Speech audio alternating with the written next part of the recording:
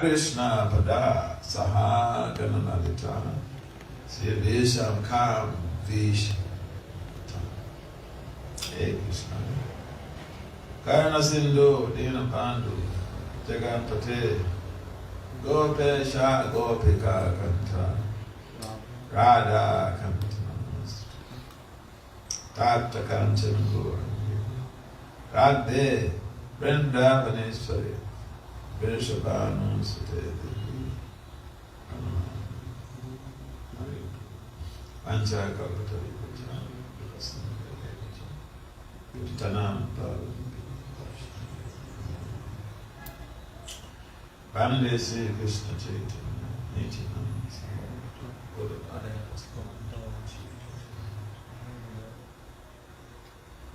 Jaya Sri Krishna Chaitanya Prabhu Nityananda Sri Krishna Hare Krishna Krishna Krishna Hare Hare Hare Rama Namo Vishnu Padaya Krishna Disabhuta Namaste Saraswati Deve Gauravan Jagane. So,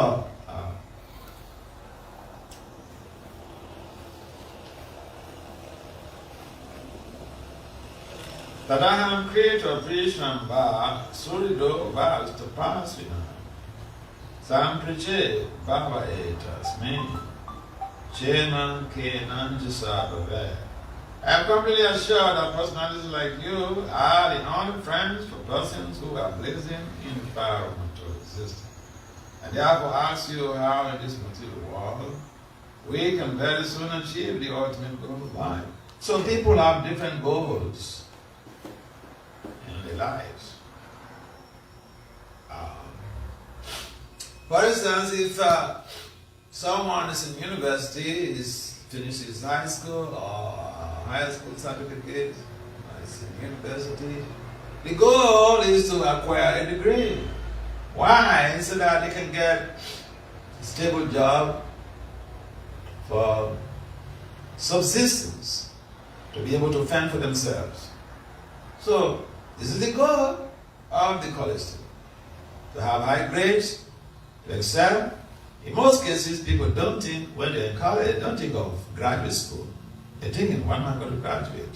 So I can get a job, so that I can have a big house, so that I can have a big car, then I can marry, and I can settle down.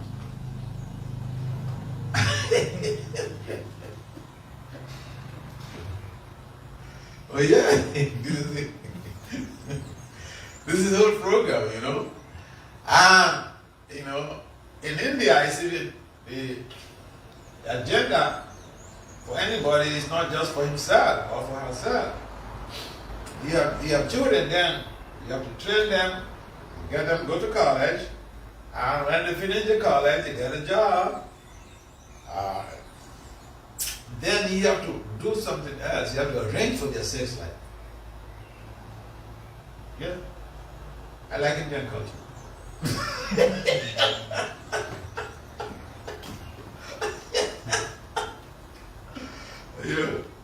You don't just give birth to the children and train them and then you get away.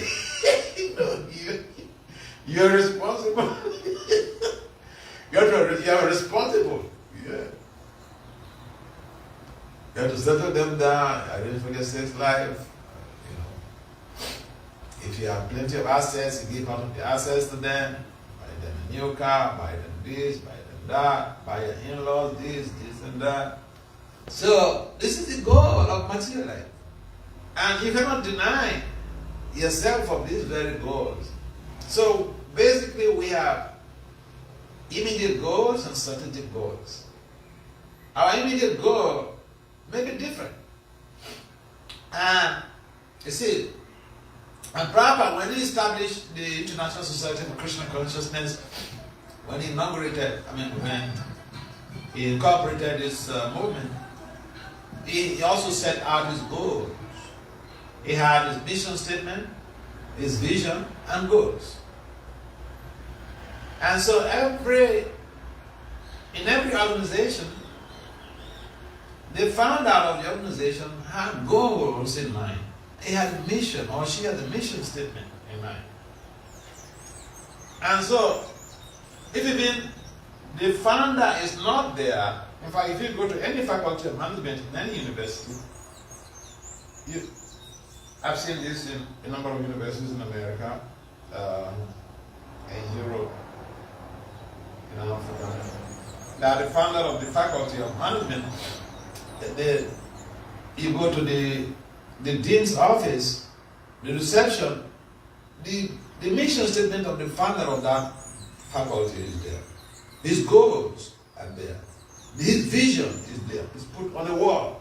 Why? So that anybody else who becomes the dean of the faculty will just align with those mission statement, goals, and vision.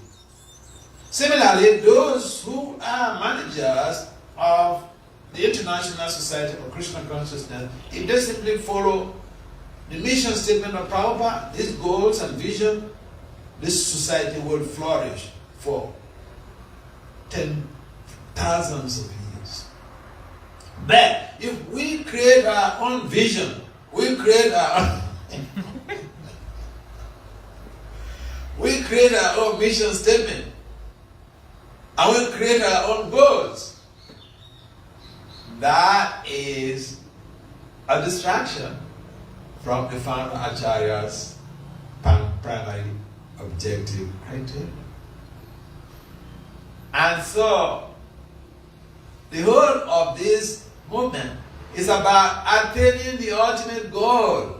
Papa said his mission statement, his goal and his vision, so that we channel our energies towards attaining the ultimate goal, which is Krishna Prema Purnato Maha, pure love for Krishna.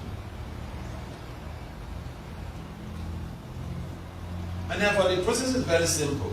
I say it's very simple because as a management scientist, I know that if people want to become successful in management, they just have to follow, these three principles that the founder Acharya has laid down: his mission statement, his goal, and his vision. And it's documented there in Planting the Seed, one of these early books that Sasarup wrote.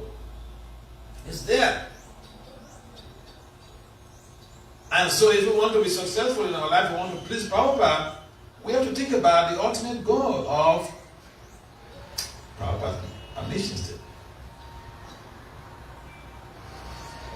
Yes, we have our individual goals, we may have our individual agendas, but these, our individualistic values, must align with the founder Acharya's mission statement, goals, and vision.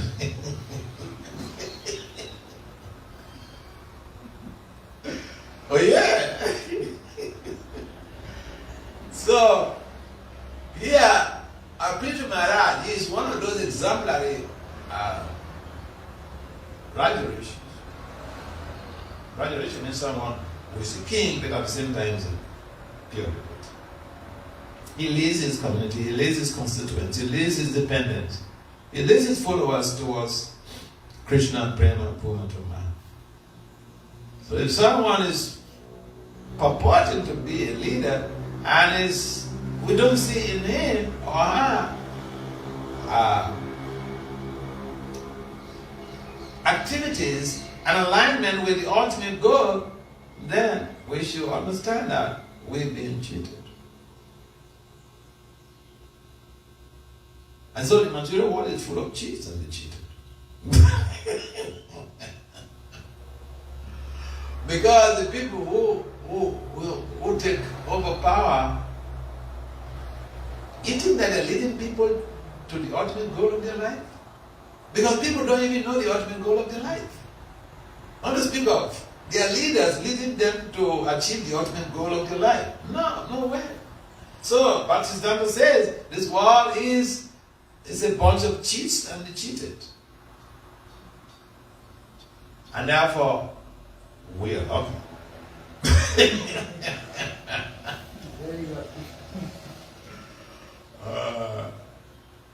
We are not escapists. We are damn lucky. We get exposed to this fallacy of this so-called material world. How people are being cheated But the chiefs are masquerading as leaders. So, what is it? It's just so funny. And people are so much, people are so much dull-witted. Like dummies. People are so much. They don't really investigate. They just become, blind followers. And they follow. Someone can be so criminally minded. So the outright criminal is found guilty and he has so many followers. But yeah, this is my second word. They say love is blind, right?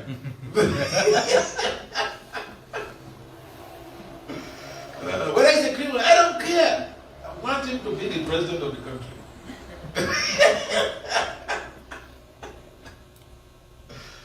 So, what Baptist said, is it wrong? It's not wrong. We can see it so conspicuous.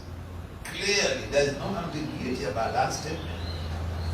Someone is a criminal, is found guilty. I was telling the story yesterday also, how someone was censored in Congress because he went up from the House of Representatives, he went to the Senate chambers to beat somebody up in his office, the senator in his office. A House of Representatives member went to the Senate chambers to beat up the senator in his office.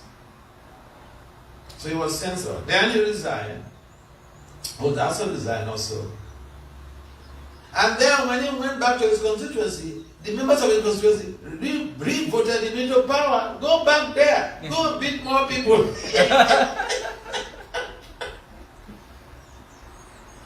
Yes, this is someone, a lawmaker, breaks the laws, violates the laws, criminalizes himself, and his followers say, it's very good, you go back there. Go back there. Continue with your criminal activity. We love you. Go there. So, this is what is going on in the material world. So here Preacher is saying, look, you criminals, you're perfected souls. You are the people that someone should surrender to. But then the foolish people on the planet who do not know their left and right, they surrender to these criminals. Yeah. We love you. Go be our, lead us to hell. You're very good in animalistic behavior, bestial culture. Beating people is bestial culture. Animals, the dog, you don't need to do anything wrong to any dog. You think you meet a lion comes to ask you, what are you doing? No, he comes and jumps on you. Where does he jump onto you? Your neck. The lion does not have time. When he sees you, you are his lunch.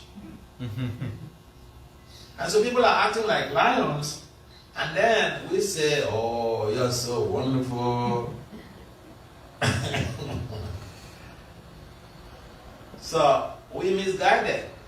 Conditioned souls, we are so much misguided. We think that there is no purpose to this world. This is, our demoniac culture. We think there is no purpose to this world, and the world is just meant for our enjoyment. We can do anything we like. Who can check us? And this is going on. We see Krishna consciousness philosophy is not something abstract. We see it happening every day. We can see what is going on.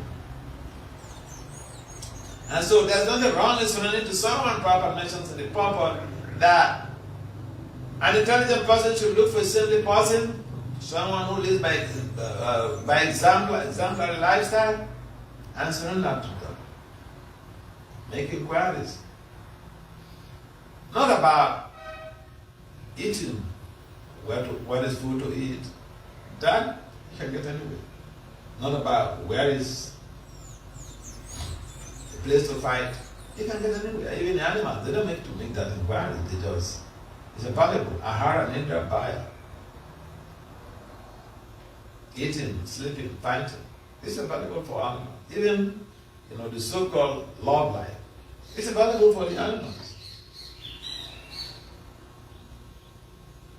So, if we are also dwelling on these four principles, according to the Bhagavatam, then we are not better than the animals. Yes, we may do these four things, but we need to understand that purpose of our life is not just for those four things. Purpose of our life, the ultimate purpose of our life, is to attain Krishna consciousness, to attain the Lord Krishna. And because of this ultimate goal on Prabhupada came to the West at a retired stage of life. Prabhupada came to America when he was almost 70 years. That's retirement stage of life, where people, go and then start playing chess or playing with the grandchildren and all the stuff, playing Ludo games. they don't really follow the process of the banation that they have to become vanaprasthas and take to science life or prepare for death. No. Who cares? Well, no, people don't prepare for death. You see, they retire. They think they retire and go to Vrindavan, retire and go to Mayapur, or go to the holy places. No. Retire and then, engage in, playing games, or playing cricket, or playing table tennis. People think exercising your body is the goal of life. There's nothing wrong in exercising your body, but we should not lose grip of the ultimate purpose of life. As soon as we lost grip of that ultimate purpose, we start experiencing so much of unpalatable situations. And therefore, I mentioned that we are lucky. Those who are in Krishna consciousness, very, very lucky. Because sometimes people think, when you have plenty of degrees, then then you're going to be happy. But I have friends who have 3 PhDs and they're not happy. Yeah. And sometimes I mix with all these guys, my friends, and then they ask me, "Oh, Dr. Das, but you're so happy. What is it? What's the secret?" What's the secret?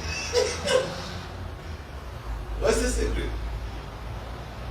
And then it's an opportunity to preach, to tell them the type of stuff I do and all this stuff. So, yeah, people don't know the ultimate goal of life. They have their immediate goals, a whole long list of things to do every day.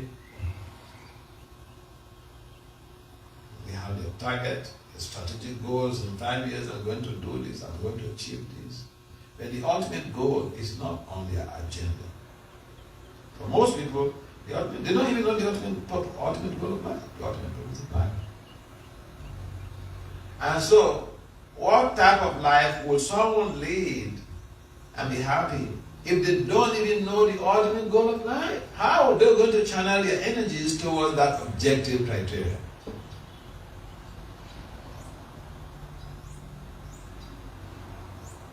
Imagine someone is in college and they don't know the purpose of their being in college, the goal, their target goal on the university campus, and they don't know their target goal. Because on college campus there are so many distractions. There is free sex, free drugs, free intoxication, all over the place. And so if the student is not conscientiously conscious about their goal, they can become distracted so easily. Similarly, the material world is full of distractions. And if people don't understand the ultimate goal of their life, forget it. They will be involved in all types of heinous activities. This is what we find in society. Someone carries a gun and kills so many people just to protect themselves, or just to stop others from coming up to the ladder. And I think, I've done it, I have the power. Who can check me? Look for you. And then people wonder why someone is born deaf, dumb, and blind, born as a beggar. So, again, we should understand the mercy of Prabhupada from all of us.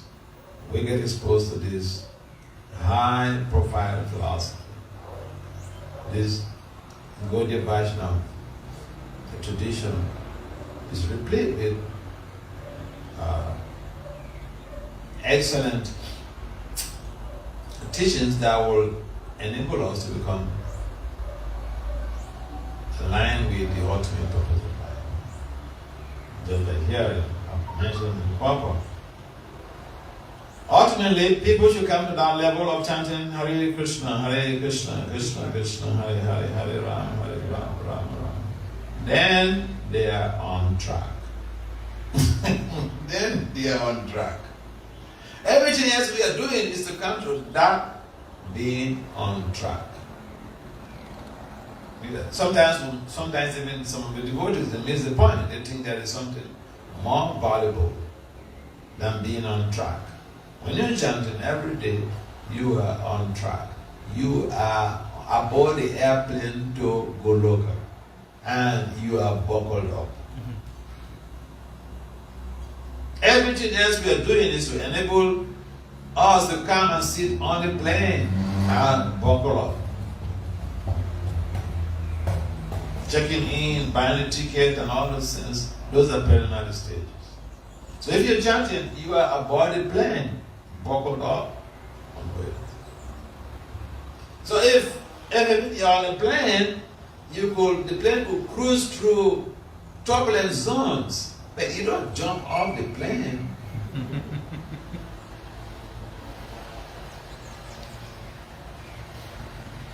And therefore, sometimes our devotees, they find it very difficult to convince their children on how to chant. I met a number of people, they having teenagers who are not chanting. And then they say, I just want them to, I don't want to force it on them. I just want them to do it at their own will. But Prahlad said, Achara Kumara Achara Pragya. The process will start from early age, Kumara. Kumara means what? Young age. 5 years old. And I've seen kids, I've seen a 3-year-old girl sitting down with a father and chanting japa. But yeah. Yeah. And so, we have to understand, especially young people who are getting married, they have to understand what is it? What is responsible? That some children are not interested in the process of Krishna consciousness. Others are interested. It depends on the collective consciousness of the husband and wife at the time of invoking the soul into the womb of the man. These things are very important. This is the applied Krishna consciousness in procreation. We want powerful children. How many children born in this moment became scientists? I've not seen any. Yeah. It means we are not doing enough. We're not doing enough. It's a science, so we have to evoke people like Prahlad into our movement. You want to know the science? Well, yeah, it's a science. So in the Srimad Purana, it is mentioned. This is not there in Bhagavatam. It's mentioned how when when Hiranyakasipu was planning to go to the forest to perform austerities, to beg for Lord Brahma, beg for immortality, blessings of immortality from Lord Brahma. Lord Brahma knew. This is what he's planning. Narada also knew, because Narada has three color gear, back, past, present, and future. He knows. What you thinking, Narada knows. What you planning, Narada knows. So Narada was also aware that this is what Hiranyakasipu is planning to do when we got performance of someone says. And at that time, Lord Brahma was very much agitated, very much disturbed that this guy, this is his plan. What am I going to do? I'm not immortal, and this guy is coming. This is his plan. Come on. So Narada understood the anxiety that Hiranyakasipu has put his father into. So one time, Narada came to his father, and Lord Brahma said, don't worry, I'll take care of the situation, okay? You don't worry. I understand. Don't worry, I'll take care. So you know what Narada did? When Hiranyakasipu went to the forest to perform the austerities, now in the morning, he spoke with his friend, Parvati morning, that they should take the bodies of birds, one perch on the tree where Hiranyakasipu will be performing austerities. Parvati morning agreed. So when Hiranyakasipu went into the forest to perform the austerities, Narada and Parvati, they went there in the body of birds. So they were perching on the tree there, and they were chanting Om Narayana Nama, Om Narayana, Om Namo Narayana. And that was very distracting to Hiranyakasipu, very disturbing to him. So he left. He went back home. He went back home. So Narayana's name is a disturbance to Hiranyakasipu, So he went back. His austerities were disrupted. So he went back home. And earlier he had told his wife, what's his wife? Who is Prahlad? He had told his wife, what is Prahlad Maharaj's mother's name? He told his wife, Kayadu, that I'm going to be going away for a long time. It was 10 years. But then he came back so quickly. So one day they were having an affair, they were having sex, and an expert lady knows exactly what to do to extract the fundamental fact from any man, their husband. They know when to ask for anything and get it when they're having sex. So Kayadu was very expert. She targeted at that time. Then he asked, my dear husband, you said you were going to be away for a long time. And just all of a sudden you came back. What happened? And then, he was enjoying sex. So he opened up himself. He started telling the story about, how he went to the forest and he was performing austerity, but then two birds came by and they were chanting Om Narayana, Om Narayana. At that time, we were chanting Narayana's name in the church assembly. Yeah. That is how Prahlad was invoked into Kayadu's. But this leader is not included in the Bhagavatam. But it's there in the chapter 20 of Srimad. So it shows how powerful the holy name of the Lord could be, or is. Because even for a demon, he was able to invoke a powerful soul like Prahlad by chanting Narayana's name. And Krishna's name is even more powerful than Narayana's name. So just see how we play around with the science of procreation.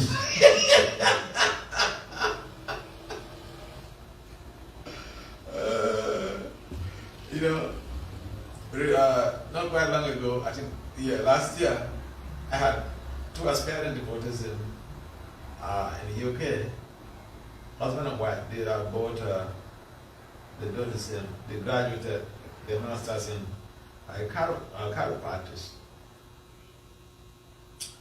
And so they got married, and by then they wanted to have a child. So I never spoke any of those things with the lady, because the lady and the whole of her family, they were under my care. They had 3 kids. She's the oldest. And then the middle one is a lawyer. The last one has a master's in accounting. So then, she contacted me to find out about exactly. They already calculated when to have the sex, how many rounds they have to chant, and all those type of things. they are going to read the Bhagavatam Samskara and other books, and they got all the details of what they need to do. So when they were asking me and sharing with me, I was surprised. But then, they said they have to have the sex at 5 o'clock, so they have to chant 50 rounds each before 5 o'clock. And so the husband said, the husband is a new person in devotional life. In fact, he was not a devotee. The girl got married to him, and then because he liked the girl so much, and he was waiting for the girl to graduate, then for them to get married. And so he became a devotee too. And then I think at some point in time, the girl did not find difficulties in the chanting. But then, the husband contacted me on WhatsApp and said, Maharaja, so if someone is not able to chant the 50 rounds, what to do? I said, then you try again. You practice something you can't done it before. If you really want the powerful chant, this is what you need to do. If the wife can do it, what about you?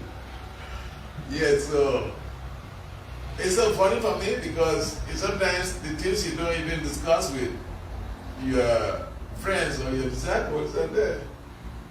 They've had, of course, they must have had in my lectures about our emphasis on these points, so they've gone to look all of this, read this, and got all those facts put in place now to put it into practice. So Prabhupada also mentioned about this, the very first initiation in 26th Avenue. Someone had asked, before the initiation, they were asking about what is their role as disciples. Prabhupada said, you have to chant 64 rounds. They said, no, we cannot do it. And then Prabhupada said, all right, 22 rounds. They said, no, we cannot do it. And I said, okay, 60 rounds. Finish, Prabhupada. And then someone raised a question about what to do if you want to have the power of a child. So Prabhupada said, mentioned about these 50 rounds, but then I start 50 rounds before the sex. And then I think somebody said, I don't know what I do, who said, oh, then better to give up the sex. It's too much.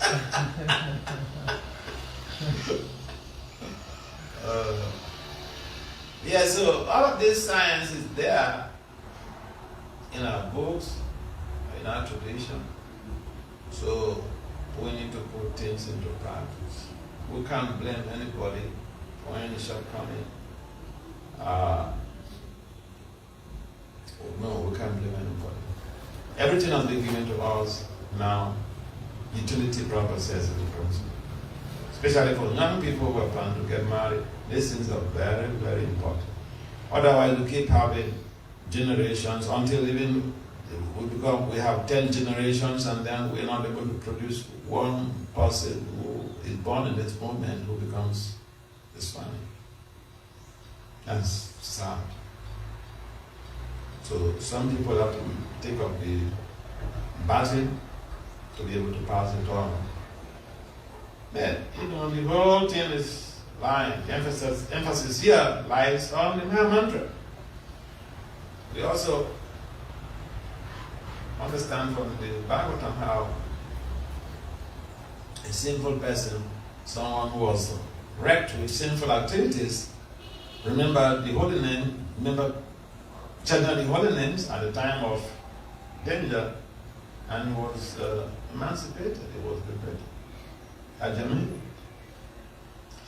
So this is not a mythology, this is real things, real facts. These days, a lot of research has been conducted on the Mahamantra. And it shows, some research has come up with results showing how chanting of the Hare Krishna Mahamantra helps to reduce stress, to reduce depression.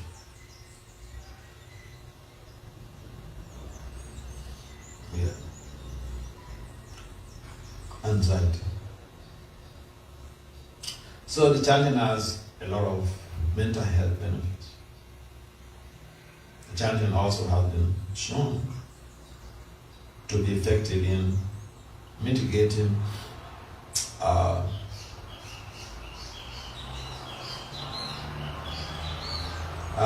cognitive deteriorations. You know, when people are getting old, some time to time, their cognition begin to decline. It has been proven by scientists that the chanting helps to prevent that. This is not preaching.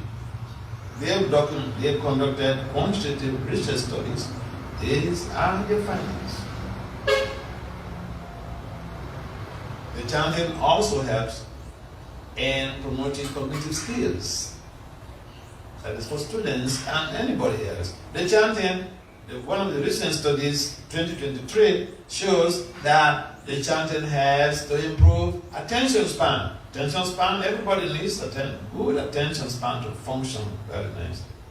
To be successful, you need attention span. To be a good student, a good learner, a good teacher, a good parent, you need high attention span. Attention span in Kali Yoga is going down the drain. That is why even the videos now is short ones. And which we are advancing. It's because our attention span is declining. And so we can't really concentrate on anything for a long time. So the chanting has so many positive side effects. Just like any intervention, any therapy in the allopathic industry has side effects. The chanting is an intervention, is a transcendental intervention. So the chanting also has side effects. But the side effects are amazingly great, good ones. Allopathic side effects are very unwholesome, could be very, very bad sometimes, like their chemotherapy. You lose your hair and all those type of things. Hair? Hair. Oh, hair. Chemotherapy, some people do chemotherapy. And when you take ordinary pain reliever, if you exceed more than 7 days, you should expect some negative effect on your liver. That's why in most cases, the medications, they don't keep you on these high-powered medications for a long time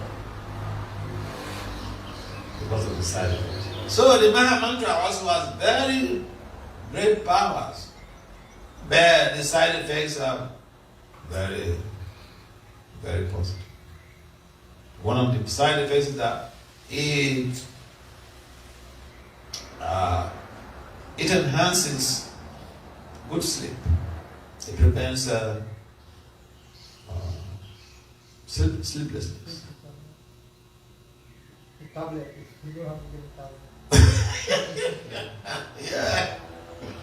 You don't have to waste your money. And even with prasadam, I've seen how the prasadam is very effective in, putting people to sleep. I've seen a situation where somebody after finished eating, We used to put it marked like this and then everybody sit down to eat. I've seen devotee eat, after eating, he couldn't get up, he just like that. I don't slept. Yeah.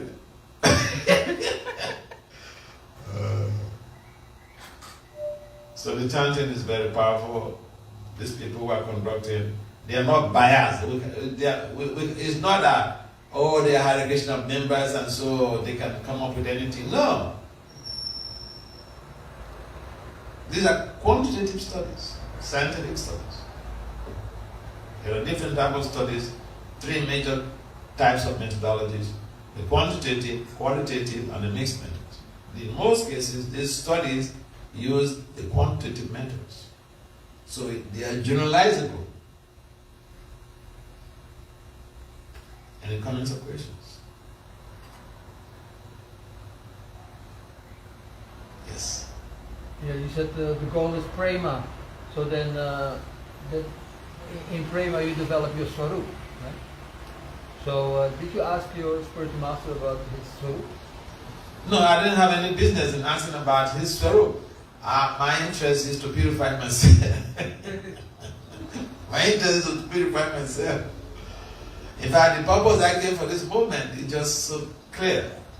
It's to help to disseminate the teachings of Krishna consciousness amongst high-profile academics. I know my purpose. I don't ask the swarup of my spiritual master. Because why will I do with that? I know is someone empowered by Lord Chaitanya, someone empowered by Lord Krishna to save conditioned souls like me. And just from the first day I met him, I had a change of mind. Because see, I came from a background when I joined the movement. I was working for the Department of Justice as a young man. And when I read through proper books, I decided to follow it up with other readings and then chanting. So actually, when I was a young guy, working in my middle 20s and early 20s, I was chanting 22 rounds. I chant 16 rounds before I go to work. When I come back, I don't go out again like with friends, and my friends used to be prosecutors and lawyers and all this stuff, and I stopped going out with friends, and they were very upset with me. Yeah, they were very upset with me, but they don't know with the type of things I'm involved in and all this stuff. So, when I come back, I'll just lock up myself in my apartment, and then chant another 16 rounds and then go to sleep. So I was doing that. But then it didn't last before I gave up everything to live in the temple. If you don't want to give up everything and live in the temple, don't do that. It's dangerous.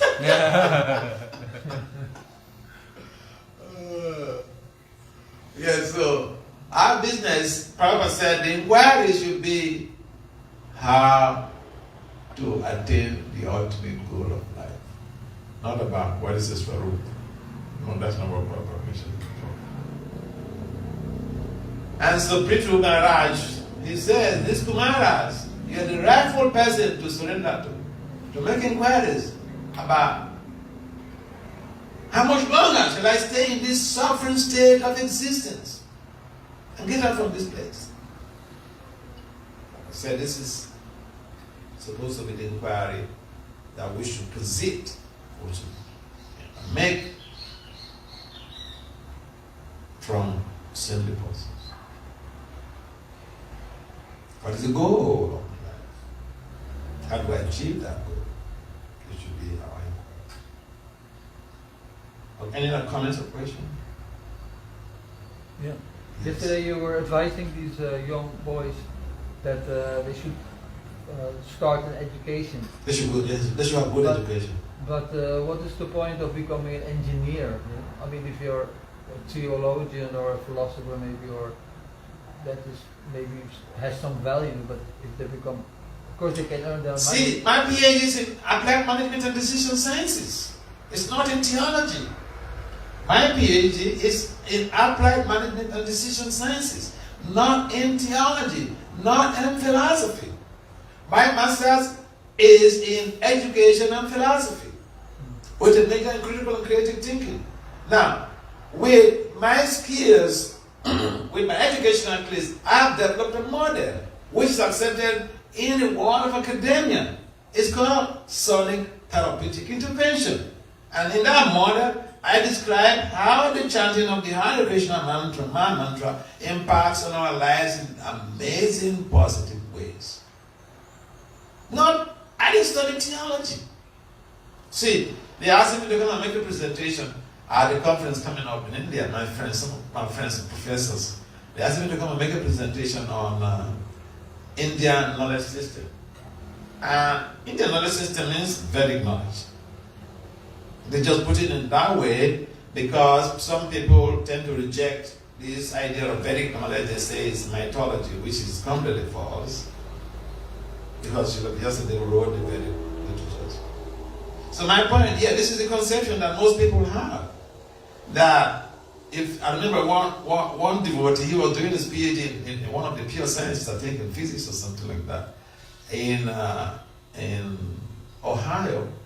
So I was in Columbus, and then he came to Columbus Temple.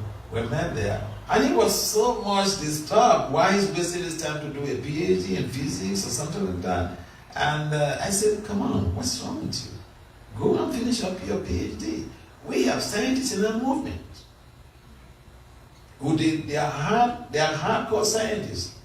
They have PhDs in physics, PhDs in chemistry and all this, and they're using the degrees, their skills in preaching. Now, he finished his PhD. He is now continuing the work of Sariputta on the fifth country. He lives in Florida now. In fact, when he finished his PhD, he went to Columbia University to do his postdoctoral studies. So I thought he's doing his postdoctoral studies, he wants to go and teach as a professor. But no, when he finished his postdoctoral studies, he moved into the ashram at the Baptist Center to be a brahmachari. Today, he is the one continuing the work of Sariputta. Have you heard of Sariputta? Yeah. He is continuing the work of Sariputta on the fifth canto, the work that Prabhupada so much emphasized. So who told you that high skills is not important? My guru forced me to go get a PhD. He told me to go, at the time he told me, go Vasudeva, go and preach to the professors. When he told me to do that, I was not having any master's degree. I didn't have a PhD. But surprisingly, I excelled so much. I started with, imagine somebody who doesn't have a PhD or a master's degree. I started with going to conferences and presenting papers at conferences where it is only professors, PhDs, and at least master's degree holders who go. And then I had my first 25 publications in peer-reviewed journals, means academic journals. I've had my first 25 publications in 3 years. So he said, Vasudeva, come on, you go get a PhD. So my PhD is not in theology. It's not in history. It's not in philosophy. But see, from now till about November or so, I have 9 presentations at different conferences. A conference is coming up at Oxford University in August. I have 3 presentations in that one conference. In most cases, the professor will present just one paper. And for you to even get your paper accepted in one conference, you work more than you work your ass. So Krishna Shakti Vinana He Tara Prabhatana. You don't need a theology degree to spread Krishna consciousness. Prabhupada did not study theology.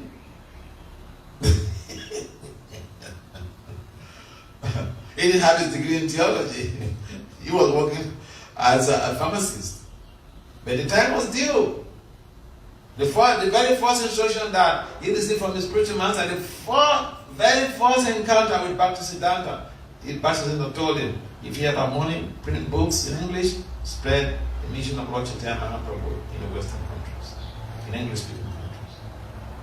Without mixing what? Just the first day, Bhakti Siddhanta had big disciples, the highly learned disciples, highly learned swamis in his mat, in his mission at the time. And Prabhupada at the time was just so-called ordinary grihastha. So we can say, even those of us living in a temple, we can't say we are better than the grihasthas who are coming from outside. We don't know who is who in this movement. Let's be clear. Yeah, so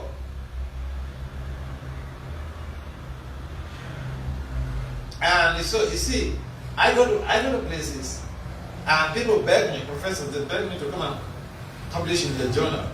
And I remember one time I asked one young professor, why are you asking me to come and contribute to your journal? And you know what he told me? He said, I was telling you, I was teasing him. I said, there are other scholars there, your colleagues there, solicit papers from them for your journal publication. And he said, you see, what all these guys say, what the other professors say, we know. What you say, we don't know. Yeah, so, and professors, they want you to say something that they don't know, then you're a scholar. That's the Mahabharata statement. You are not a learned scholar if your opinion is not different from others. So this is the problem with scholarship. You say what you already know. Oh, we know this. But then, my approach is integrating the Gaudiya version of technologies with management science. And then that makes it something very unique. And so they say, hey, please, bring it with us. Yeah. Yeah. I sent the acceptance letters from the different academic forums that are organizing conferences to one of my friends in India. He's also a scientist. That's a small temple in Calcutta. I used to go there when I lived in Miami. I used to come there. Now, in that temple, this guy that I sent my accepted papers to, he is the president there. Young man. His wife is a scientist, an ophthalmologist. He has a PhD in some science. So I sent him those things, and he was so excited. He said, see, we have the solution to the whole of the problems of the world. It's just how we can package this stuff. And it's so true. This is what I do. This is what I do. And so, in that small temple, it's in an expensive area, the most expensive area in Calcutta. It's called New Alipo. The rents in that area, very, very expensive. But someone gave his son a house there. They passed away, the husband and wife have passed away already. So this place is a small place. But you know what? The president has a PhD. The chief pujari has a PhD. The chief cook has a PhD. The president's wife is an ophthalmologist.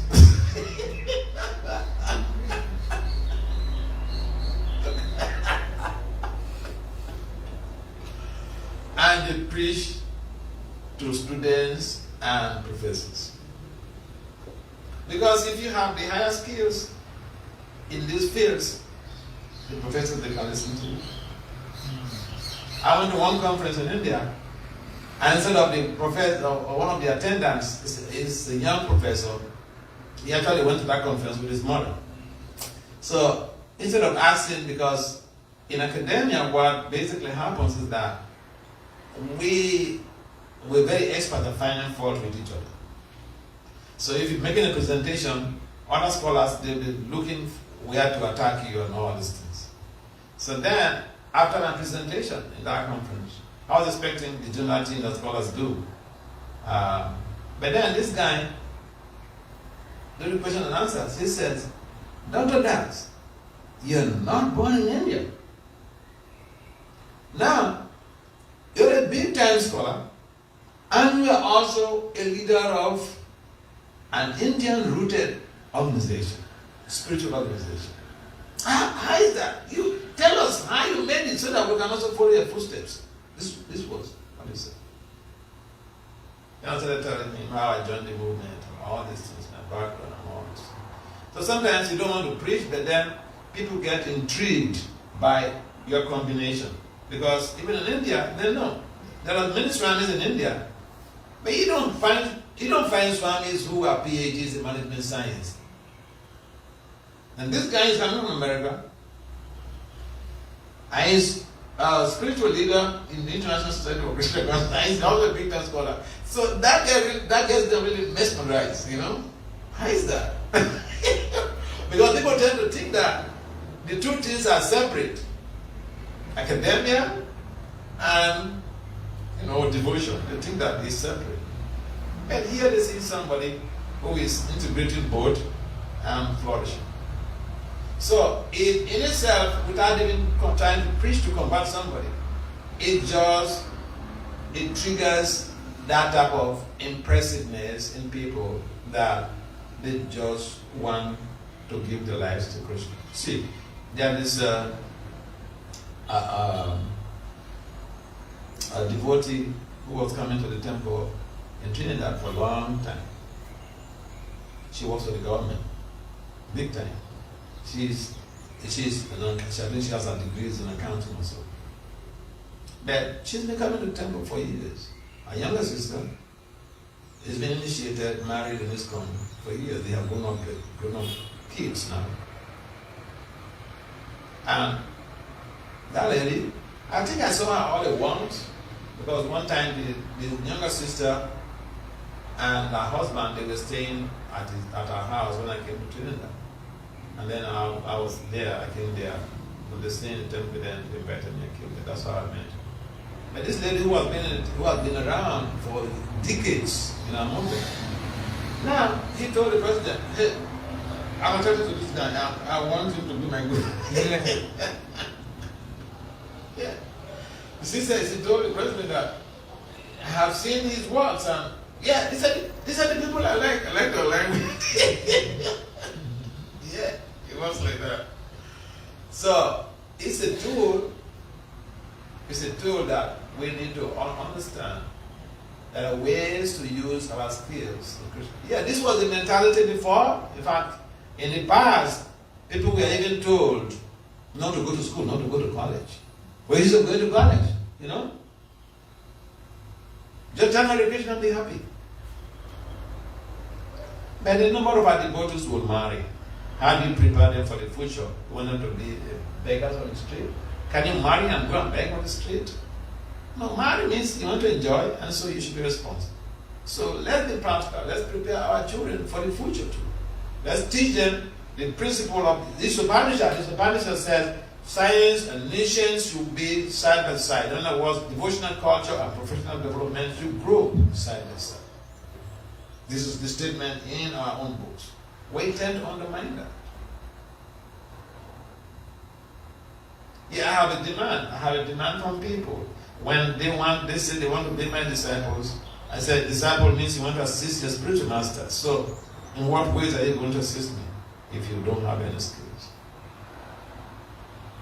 Prabhupada's disciples, even in the snow in America, they will go out and distribute his books. What are we doing? So you want to be my disciple, what is your responsibility? This is my field of preaching, my specialization in preaching. What are you going to do in helping me? If you don't have skills to support financially with the conferences and travels, you don't have skills in high profile education to be able to help in maybe doing some editing work or writing, then what is the use? So this these things are there. We need to get some proper understanding how and why Prabhupada would say we should dovetail our activities in Krishna consciousness. Doesn't mean that you just need to go and study religion. If we ask all of our devotees to go and study religion in university, what will they do with it? They have to have different skills. See, one of these devotees, the president one of the presidents in Guyana, the son graduated as an IT engineer, and he's using his skills so perfectly in the mission in terms of setting up platforms and advertising and all this stuff. So we need people with different skills. It's called talent management. So Prabhupada, Srimad Bhagavatam,